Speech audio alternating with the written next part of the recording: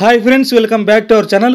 Friends, cricket updates అలాగే champions trophy updates రెగ్యులర్గా పొందాలంటే ఇప్పుడే మన యూట్యూబ్ ఛానల్ని సబ్స్క్రైబ్ చేసుకోండి. సో లేట్ చేయకుండా కంటెంట్లోకి అయితే వెళ్ళిపోదాం. Friends, champions trophy 2025 match number 11 South Africa versus England మార్చి 1 శనివారం కరాచీ నేషనల్ స్టేడియంలో ఈ మ్యాచ్ అయితే జరగబోతుంది. ఫ్రెండ్స్, ఈ మ్యాచ్ యొక్క starts, head to head records, pitch report, ground shots, squad analysis, అలా ఈ మ్యాచ్ యొక్క ప్రీ రివ్యూ మొత్తం తెలుసుకుందాం. ఫ్రెండ్స్, వీడియో అయితే మంచి ఇంట్రెస్టింగ్గా ఉంటుంది. దయచేసి ఎక్కడ కూడా స్కిప్ చేయకుండా చివరి వరకు చూడడానికి ప్రయత్నించండి. ఫ్రెండ్స్, సౌత్ ఆఫ్రికా టీంకి ఈ మ్యాచ్ అయితే చాలా క్రూషియల్ మ్యాచ్. ఈ మ్యాచ్ గెలిస్తే సౌత్ ఆఫ్రికా టీం వాళ్ళు అఫీషియల్గా సెమీఫైనల్స్కి క్వాలిఫై అవుతారు. దీంతో సౌత్ ఆఫ్రికా టీం వాళ్ళు ఎలాగైనా సరే మ్యాచ్ గెలవాలని చూస్తారు. ఖచ్చితంగా గెలవాలని, అలాగే గెలిచి సెమీఫైనల్ స్పాట్ను కన్ఫర్మ్ చేసుకోవాలని చూస్తారు. ఇంకోవైపు ఇంగ్లాండ్ టీం చూసుకున్న వాళ్ళు ఆల్రెడీ ఛాంపియన్స్ ట్రోఫీ నుంచి నాకౌట్ అయ్యారు. అయినా సరే ఇంగ్లాండ్ టీం మొదటి మ్యాచ్ అయినా గెలిచి ఖచ్చితంగా వాళ్ళు 2 పాయింట్లతో నిలవాలని చూస్తారు. ముందుగా ఈ మ్యాచ్ యొక్క పిచ్ రిపోర్ట్ తెలుసుకుందాం. ఈ మ్యాచ్ యొక్క పిచ్ రిపోర్ట్ చూసుకుంటే ఇదొక బ్యాలెన్స్డ్ పిచ్. బోత్ బ్యాటింగ్కి అలాగే బౌలింగ్కి అనుకూలిస్తుంది.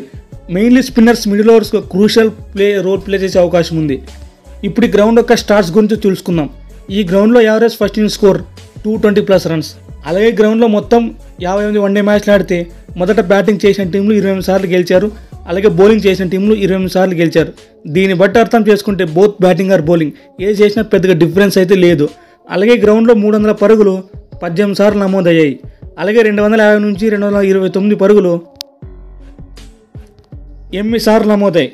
సో ఈ మ్యాచ్ ప్రోగ్రెస్ అయితే పిచ్ కంప్లీట్గా బ్యాటింగ్ ఫ్రెండ్లీగా మారిపోతుంది. ఇక సౌత్ ఆఫ్రికా టీం గురించి మాట్లాడుకుంటే ప్రజెంట్ గ్రూప్ బిలో వాళ్ళకి 3 పాయింట్లు ఉన్నాయి. వాళ్ళకి లాస్ట్ మ్యాచ్లో ఆస్ట్రేలియాతో వర్షం కారణంగా రద్దయింది. ఈ మ్యాచ్ సౌత్ ఆఫ్రికా టీం ఎలాగైనా మ్యాచ్ గెలిచి క్వాలిఫై అవ్వాలని చూస్తారు. ఇక south Africa team batting department విషయానికి వస్తే ర్యాన్ రికాల్టన్ ఆఫ్ఘనిస్తాన్ జరిగిన మ్యాచ్లో అవుట్స్టాండింగ్ పర్ఫార్మెన్స్తో బ్రిలియంట్ సెంచరీ చేసి చాలా క్రూషియల్ నాకైతే ఆడాడు. అలాగే వాళ్ళ కెప్టెన్ టెంబా బౌమా చూసుకున్న మంచి యాంకర్ ఇన్నింగ్స్ ఆడి పార్ట్నర్షిప్ బిల్డ్ చేస్తున్నాడు. అలాగే ఈడెన్ మార్క్రమ్, రెసీ వాండర్ డస్సన్ వీళ్ళిద్దరు మిడిల్ ఓవర్స్లో మంచి వాల్యుబుల్ రన్స్ అయితే స్కోర్ చేస్తారు. ఇక డేవిడ్ మిల్లర్ చూసుకున్న ఇతను ఒక డేంజరస్ ఫినిషర్, గేమ్ని కంప్లీట్గా మార్చేసే సత్తా ఉంది. ఇక హెన్రిచ్ క్లాసన్ ఇంజూరీతో కోలుకొని ప్లేయింగ్ గేమ్లోకి వస్తున్నాడు. దీంతో సౌత్ ఆఫ్రికా బ్యాటింగ్ అయితే మంచి సాలిడ్గా ఉంది. ఇక సౌత్ ఆఫ్రికా బౌలింగ్ డిపార్ట్మెంట్ చూసుకున్న ముఖ్యంగా కగిజో రబాడా ఆఫ్ఘనిస్తాన్తో జరిగిన మ్యాచ్లో 3 వికెట్లు పడగొట్టి కేవలం 36 పరుగులు మాత్రమే ఇచ్చాడు. సో డెఫినెట్గా కగిజో రబాడా మంచి కీ రోల్ ప్లే చేసే అవకాశం అయితే ఉంది. అలాగే విలియం మోల్డర్, లుంగిని విడి చూసుకున్న వీళ్ళిద్దరు మంచి సాలిడ్ పర్ఫార్మెన్స్ అయితే ఇస్తున్నారు. ఇక స్పిన్ డిపార్ట్మెంట్లో కేశవ్ మహారాజ్ మిడిల్ ఓవర్లో మంచి అటాక్ చేసే అవకాశం ఉంది. ఓవరాల్గా సౌత్ ఆఫ్రికా టీం వెల్ బ్యాలెన్స్డ్గా ఉంది. ఇక ఇంగ్లాండ్ టీం గురించి చూసుకున్న ఆల్రెడీ ఛాంపియన్స్ ట్రోఫీలో వాళ్ళు ఎలిమినేట్ అయిపోయారు. కానీ వాళ్ళు కనీసం ఈ ఒక్క మ్యాచ్ అయినా గెలవాలని చూస్తారు. ఈ మ్యాచ్తో 2 పాయింట్ అయినా గెలుచుకొని వాళ్ళ ఇంటికి వెళ్ళాలని చూస్తారు. సో ఈరోజు ఏ మ్యాచ్ గెలుస్తుందో మీరు తప్పక కామెంట్ చేయండి.